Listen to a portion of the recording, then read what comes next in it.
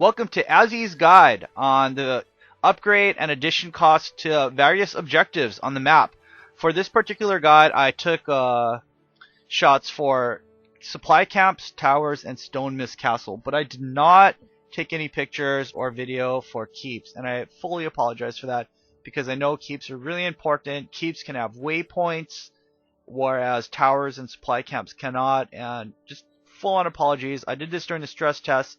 Didn't cross my mind to think to take pictures of a keep or anything while I did it to other objectives. So hopefully the next beta we'll figure something out. In this segment of the video, we're going to take a look at the costs of additions and upgrades to an objective. But before we get to that, let me go over some of the really basic stuff, and I have a few questions after. On the most basic level, each upgrade or addition will cost 3 separate currency amounts. The first is silver or gold or copper. Second is karma. It's a little purple thing you get for completing quests and I guess just adventuring in general. And the third is supply, the amount of supply that you have at your particular camp or tower. And let me give you a better demonstration. And so what I mean by supply is, or supply that's at your location. If you look at the top right corner of your objective, it'll say like supply and depot 40 out of 125 here. Let me get a really big picture of that. And that is the amount in your reserves, or the amount your objective is banking. That is the amount that's spent when someone mentions, hey, how much is this, what does the supply amount mean? So that's how much you spend out of it. Now I have a few questions for you guys because I was not too familiar with some of the mechanics of the game. First is the tier. Your objectives have different gradations of tier levels, and I don't really know what that means. If you do, please give a holler, leave a comment below or something, and I'd really appreciate it. The second has to do with, whoops, wrong map or picture. Second has to do with the unlocks. So different upgrades and objectives have to be unlocked. I don't quite know how this mechanic works. I was thinking maybe if you bought this one or purchased this first one, then it would unlock the second one next to it. I don't really know. So if you do know, again, please leave a comment below and I'd really appreciate it. So what we're going to do now is take a really quick look at the supply camp and the associated costs therein. The first is hire caravan guards. It adds an extra guard to your caravan. If you don't know, your Doliak, your supply camp generates supply, and every once in a while it'll send out a Doliak, which is like this giant yak thing with packs on it. It'll send a Doliak out towards your 2 closest objectives. So there'll be 2 Doliaks sent out. Doliaks will carry 70 supply to that location. So when you hire caravan guards, it gives an extra guard. I don't know if it's really worth it, but that's up to you. It does help the Doliak fight off like NPC mobs like wolves and moas and stuff. I don't know if they usually kill off the Doliak, because the Doliak does attack back. And it might give the Doliak a little more survivability if, for instance, they run into like an ogre group or a Hayeks or something like that. I don't really know if it's totally worth it, but that's up to you guys. Increased supply deliveries. For 5 silver and 75 supplies, it doubles the amount of supply a Doliak brings to camp. So instead of 70, it'll drop off 140 supply, which might actually be kind of worth it if you think about it. 140 supply is like a trebuchet and then some. 140 could be 4 arrow carts, and it could provide a lot of supply to keep that door alive. So maybe. Hire additional guards provides a few extra guards for your supply camp, and strengthen guards levels your guards up. My only concern with these two is that supply camps get flipped so quick. In the heat of battle, a lot of times, a small group will go out and just take the supply camp or cut off the supply to a keep or a Stonemist Castle. And so because it flips so quick, I don't know if it's really worth spending 7 gold or 10 silver, 7 silver or 10 silver. And just a quick note on silver. In 24 levels of gaming for the beta test and the stress test, I don't think my character had more than 6 silver on him at any given time, or her silver. Let me rephrase that. I don't know if my character had more than 6 silver on her. I'm a guy, I play a chick, okay? We'll just leave it at that. at any given time, except for once where we pulled together 8 silver to buy a catapult.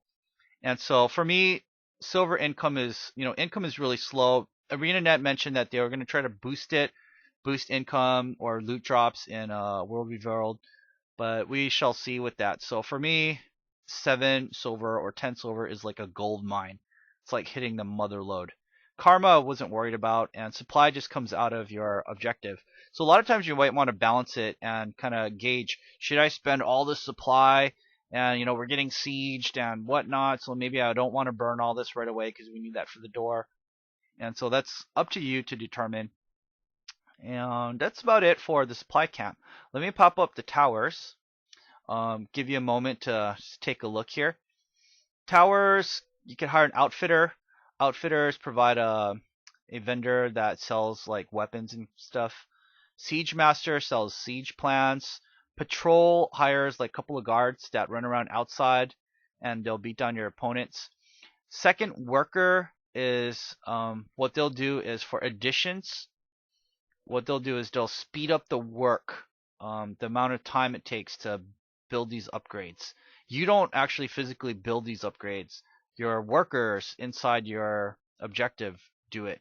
So it might actually be worth it, and hire more guards, more guards raise level. You guys know that. Build pot of oil. The pot of oil above a tower, door, or gate is really important because if there is a pot of oil there, you could really use that to deter people from just mass zerging underneath and start pounding on the door with melee weapons. You just burn them. And I'm going to hopefully insert a video right now to show that. Maybe not. Cannons are pretty cool. They're mostly, I would say, anti-people. They're a little expensive, but easy to get destroyed too, because cannons are usually built on the outer side of the wall and can easily gun down or shot down, in my opinion. Mortars are really nice. They're set up also against a wall, and so they could easily be destroyed. But what mortars do, and I will definitely insert a video for that soon, is they destroy siege weapons. Zephel, do you see any siege weapons out there? I swear to God, I think there's a catapult. Oh, there it is. I really suck with the catapult, I would just like to say.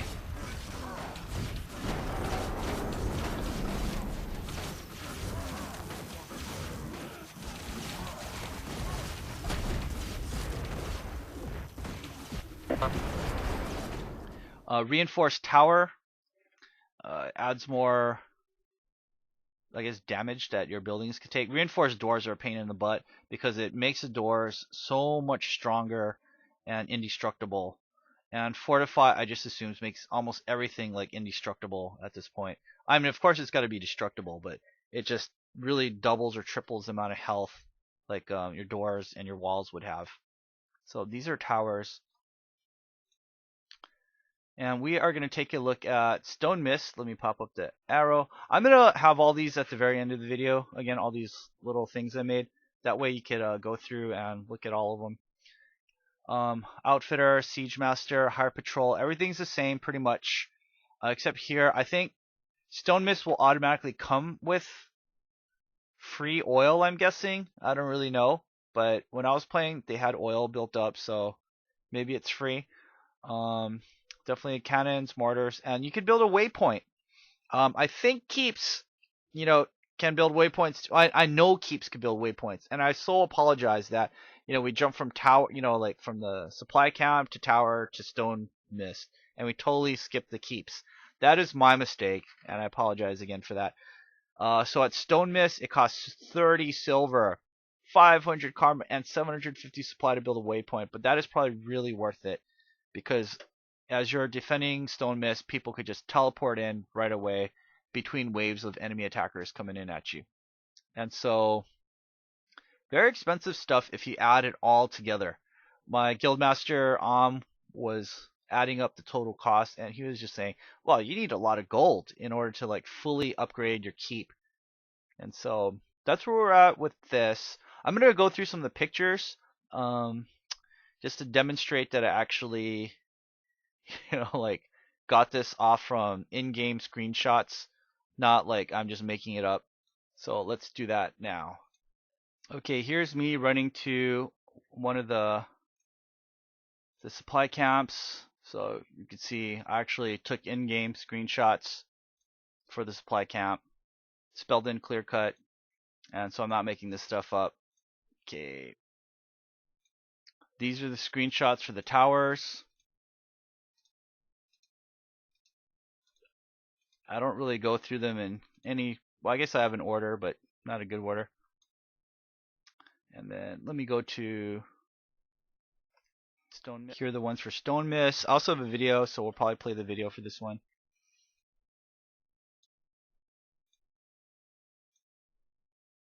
See, they say mortars are built to defend against enemy siege, and I think the video demonstrates that on some level. It took 3 shots from the mortar to destroy it, but the Guardian Sanctuary, or one of his abilities, could totally absorb